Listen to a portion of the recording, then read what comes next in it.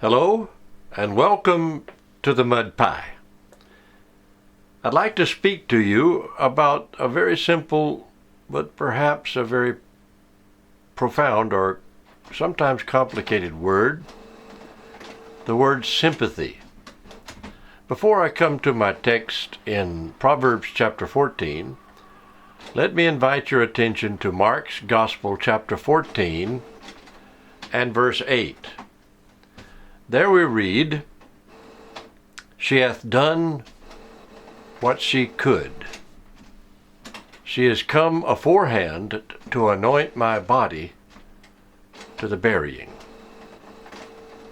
I suppose that probably one of the best epitaphs to be placed on a grave is one that I saw in South Mississippi many, many years ago. It simply said, "He hath done what he could." Now we come to Proverbs chapter 14 and verse 10. "The heart knoweth his own bitterness, and a stranger doth not intermeddle with his joy."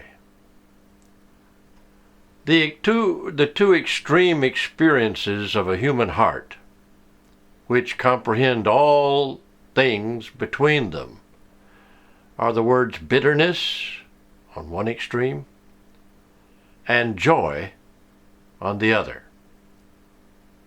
The solitude of a human being in either extremity is both sobering and sublime. Whether you are glad or grieved, you must be alone. The bitterness and the joyfulness are yours and yours alone. It is only in a modified sense and in a very limited measure that you can share them with someone else, at least so as to have less of them yourself.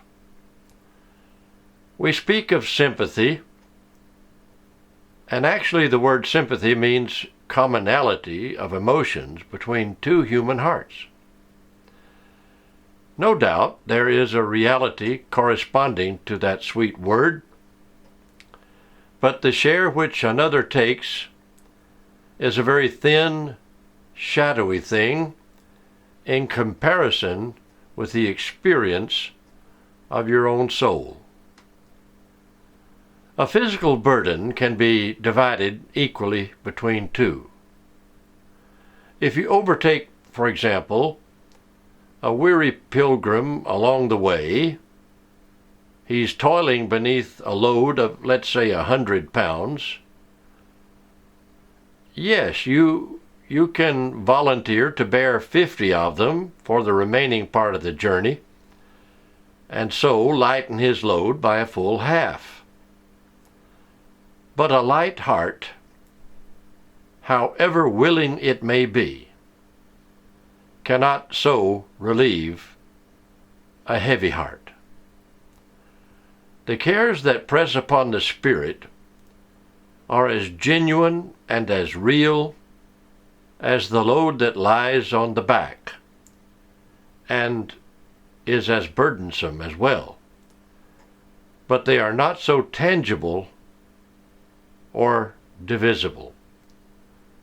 We speak of sharing them by sympathy, and there is some meaning in the words, certainly some reality in the act. But the participation in kind and effect comes far short of the actual participation of material weight. The law of our nature in the last resort is, every man must bear his own burden. The weight that falls upon my body can be divided with you, but the weight that falls on my soul must lie completely on my soul alone.